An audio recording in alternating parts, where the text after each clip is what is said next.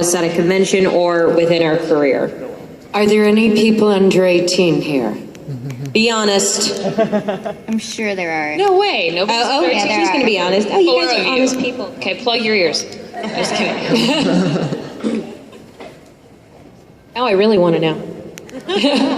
Well, I'll tell you, this was very embarrassing for me. I mean, I blushed 10 shades of purple.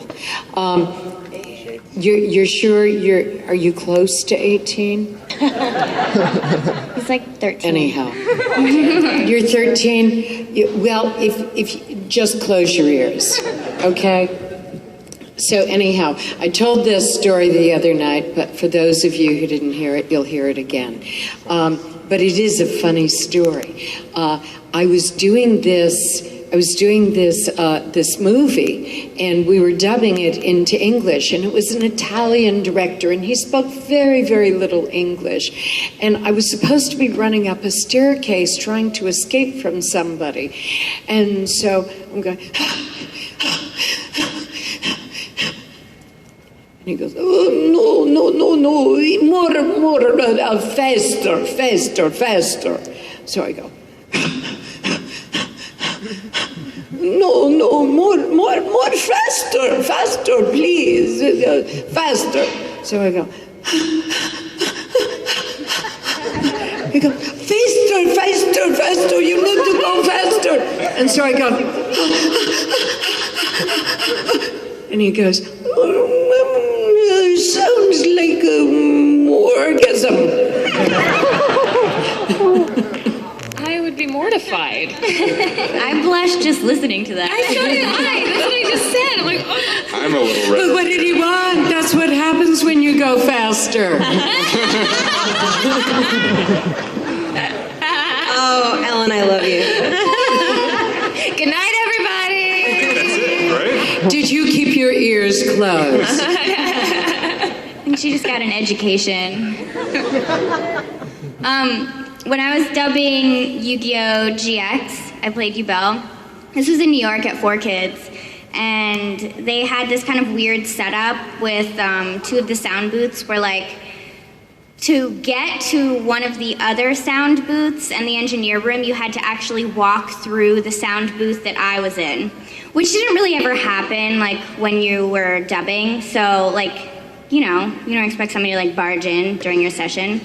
So, I'm like doing my thing, I'm dubbing, the engineer and the director are behind the glass, and they can only hear me. They can't, they can't like smell me or anything.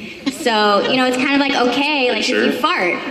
So, and sometimes you have to do that, like when you're dubbing. And it's okay, as long as it doesn't like make a noise or like get in the track or something.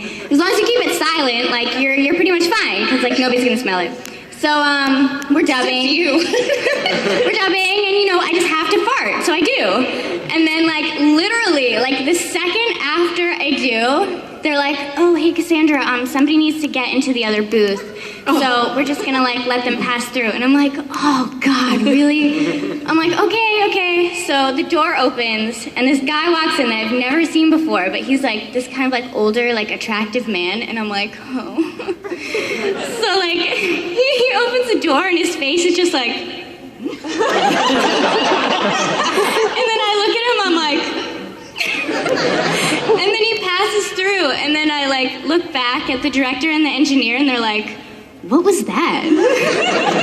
And I'm like, I don't know, that guy's, like, really weird. Yeah. I was gonna say you owned it. You owned it at first, but then just let it happen. I'm not gonna be like, oh, well, I just farted, and the guy smelled it. Hopefully telling 1,000 people. I know. Now it's like It's going on making amends. Very good. Pretty embarrassing. Back in the old days, I did a show called Mr. Happy. I didn't know what it was going to be about, but maybe I shouldn't go into this. Anyway, Mr. Happy was a part of a man's body. Good night, everybody. Remember, there's the 13-year-old girl here. And he looked like a dog for some reason. I don't think it's supposed to. You mean a dachshund? The dog. I don't know what dog. I'm not going to mention it. It was a strange Japanese cartoon. It was way back, and the part I was given was Mr. Happy's first experience. I love this story. I think this is the most embarrassing moment now. I don't know what you want to continue. All right, so I was willing to do the voice of the character, but there happened to be, the day I recorded, like 10 men that came from the place in Japan to come and watch. They were executives, and they were in the studio. And that was just very embarrassing to not only do the role, but to have these people observing me do this role. That's it. Very good. Mr. Happy was very unhappy experience. I think, yeah. I can't think of any embarrassing stories. Erica, Caitlin, do you have anything? I don't think I have any good ones compared to like everybody else. No, like, right? I can't top any of those. You never farted in the booth? Well, we all fart in the booth, but Tom's faster, farting Mr. Happy. I can't Nope. top any of that. Nope. Thank you Thank for you. your question. Thank you.